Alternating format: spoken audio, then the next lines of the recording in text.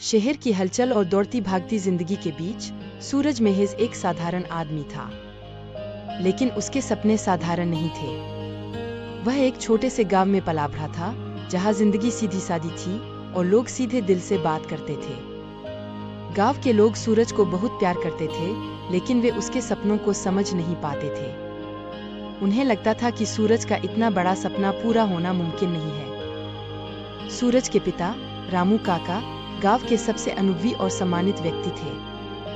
उन्होंने सूरज को हमेशा सिखाया था कि मेहनत और ईमानदारी से सब कुछ हासिल किया जा सकता है। लेकिन सूरज के सपने साधारण जिंदगी से कहीं ज्यादा थे। वह दुनिया के सबसे बड़े मंच पर खड़ा होना चाहता था, जहां वह अपनी कला का प्रदर्शन कर सके। सूरज एक कलाकार था, लेकिन उसने अपने गांव में कभी भी अपने कला का प्रदर्शन नहीं किया था। वह छुप छुप कर अपने कमरे में अभ्यास करता था। उसे हमेशा से लगता था कि उसके पास एक खास प्रतिभा है, लेकिन उसे खुद पर विश्वास नहीं था। एक दिन सूरज के गांव में एक साधु बाबा आए। वह साधु बाबा एक रहस्यमयी व्यक्ति थे। वह गांव में लोगों की परेशानियों का हल बताते और उनकी समस्याओं का समाधान करते। जब सूरज ने उनके बारे में सुना, तो वह उनसे मिलने के लिए बहुत उत्सुक हो गया। सूरज बाबा के पास गया और उनसे अपने सपने के बारे में बताया।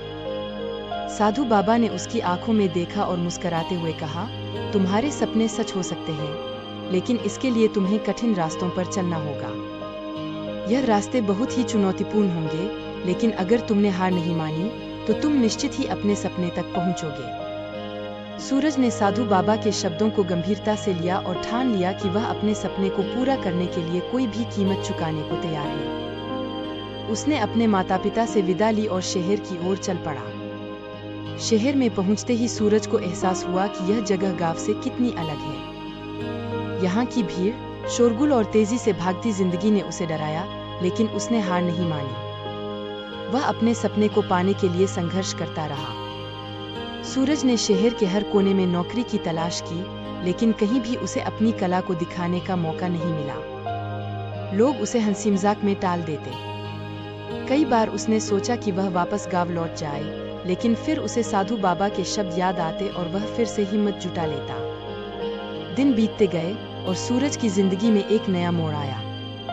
एक दिन जब वह एक पार्क में बैठा अपने भाग्य को कोस रहा था, तभी वहां एक बुजुर्ग व्यक्ति आया।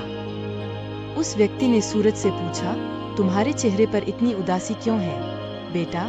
सूरज ने अपनी पूरी कहानी उस व्यक्ति को सुनाई। वह बुजुर्ग व्यक्ति, जो एक प्रसिद्ध थिएटर निर्देशक था, सूरज की बातों से प्रभावित हुआ और उसे अपने थिएटर ग्रुप में शामिल कर लिया। सूरज के लिए यह किसी सपने के सच होने जैसा था।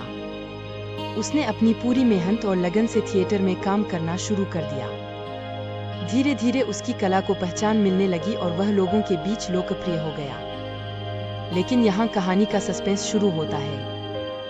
एक दिन जब सूरज अपने सबसे बड़े प्रदर्शन की तैयारी कर रहा था, उसे एक अनजान फोन आया। उस फोन में किसी ने उसे चेतावनी दी कि अगर वह इस प्रदर्शन में भाग लेगा, तो उसके जीवन को खतरा हो सकता है। सूरज का दिल दहल गया, लेकिन उसने फैसला किया कि वह डर के कारण अपने सपने को अधूरा नहीं छोड़ेगा। प्रदर्शन के दिन सूरज ने अपनी कला का ऐसा जादू दिखाया कि पूरा हॉल तालियों की गड़गड़ाहट से गूंज उठा। लेकिन जैसे ही प्रदर्शन खत्म हुआ, सूरज के पास एक चिट्ठी पहुंची। उस चिट्ठी में लिखा था, तुमने पहले ही चेतावनी को नजरअंदाज किया, अब इसका परिणाम तुम्हें भुगतना होगा। सूरज चिट्ठी पढ़कर हक्का बक्का रह गया। उसे कुछ समझ नहीं आ रहा था कि क्या करे। तभी उसे अपने गुरु साधु बाबा की याद आई। उसने तुरंत गांव जाने का फैसला किया।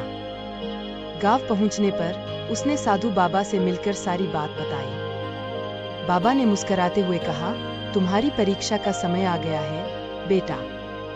जो भी तुम्हारे खिलाफ है, उसे तुम्हारी सफलता रास नहीं आ रही। साधु बाबा ने सूरज को ध्यान करने और अपनी आंतरिक शक्ति को पहचानने की सलाह दी। सूरज ने उनकी सलाह मानी और गहन ध्यान में लीन हो गया। धीरे धीरे उसने अपनी अंदरूनी ताकत को पहचाना और उस अज्ञात खतरे का सामना करने के लिए तैयार हो गया। शहर लौटने के बाद सूरज को फिर से एक अज्ञात फोन आया, जिसमें उसे धमकी दी गई थी। लेकिन इस बार सूरज निडर था।